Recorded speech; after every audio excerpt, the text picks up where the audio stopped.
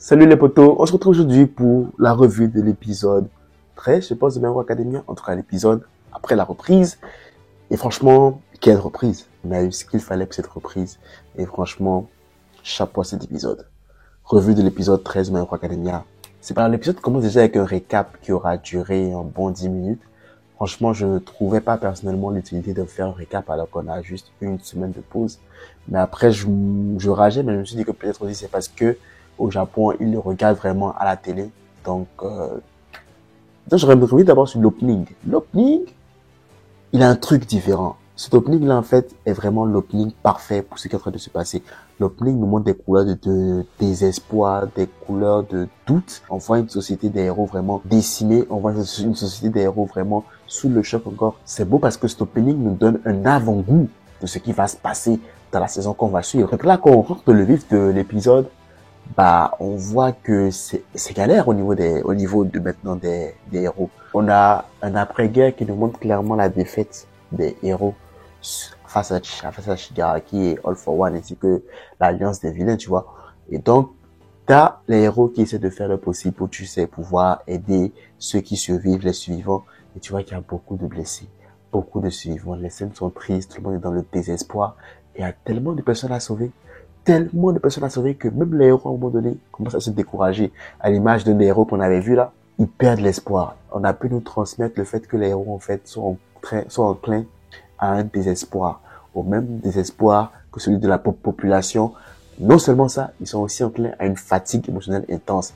Parce qu'ils sont en train depuis de sauver des gens et ils commencent à se rendre compte qu'en fait, qu'ils ne pourront pas sauver tout le monde. Ils ne pourront pas soigner tout le monde. On l'a vu quand Oshako et autres ont essayé d'aider Oshako et puis la fille, Tsuyu, je pense, ont essayé de vouloir sauver plusieurs rescapés.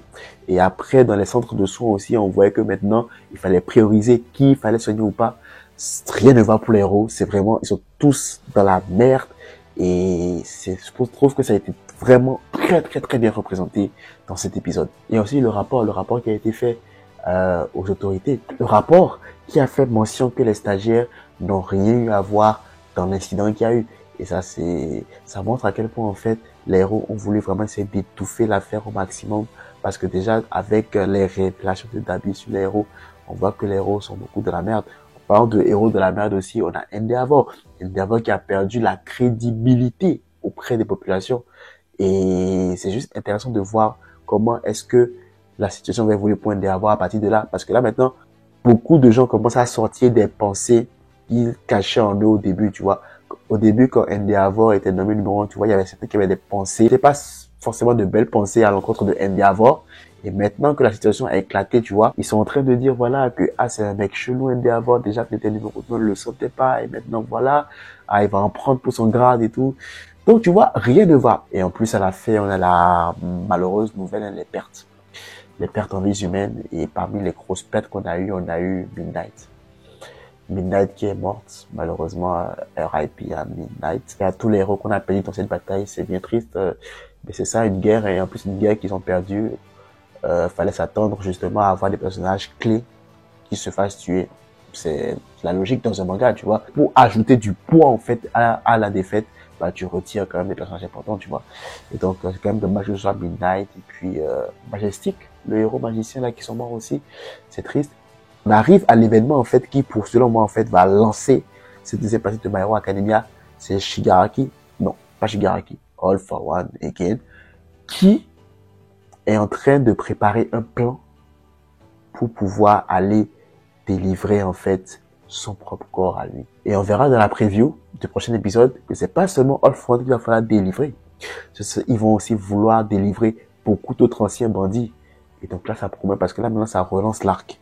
On a une société de héros qui, là, maintenant, ils sont vraiment de la merde.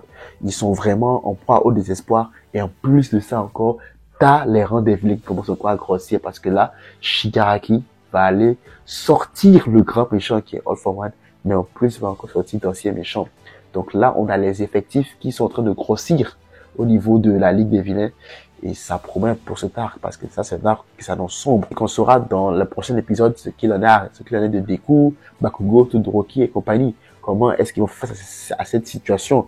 Comment est-ce qu'ils vont faire face à à cette nouvelle révolte émotionnelle de la population envers les héros. Ça, ce sera intéressant dans le prochain épisode.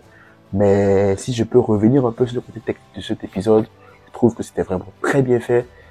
Pour une fois, mais après, c'est à l'image de la première saison. J'espère que ce ne sera pas l'image jusqu'à la fin ou au début. L'émotion était vraiment très bien transcrite. Mais vers la fin, tu vois, il y a ce truc-là qui a manqué, je ne sais toujours pas quoi. Et on revient encore à la deuxième partie. Et là, le premier épisode, franchement, pour moi, il a délivré.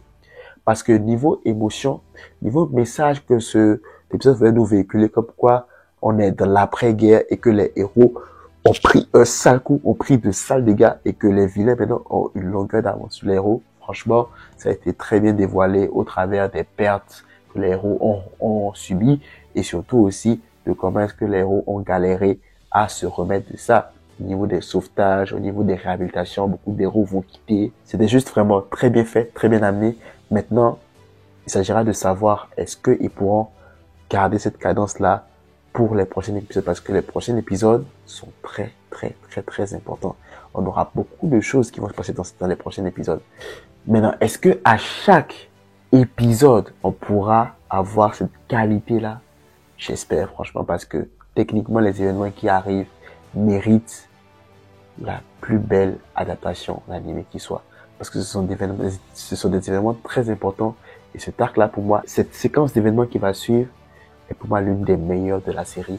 Et je m'attends à ce qu'on lui donne une adaptation animée de première catégorie. Voilà, c'était tout pour cette petite revue de My Hero Academia. C'est le retour de vacances, oui. Et franchement, pour un épisode qui n'a pas déçu, on espère que les autres seront de la continuité. Si tu as aimé la revue, n'hésite pas à liker et à laisser un commentaire, peu importe. Si t'es pas encore abonné, abonne-toi, ça me fait toujours plaisir.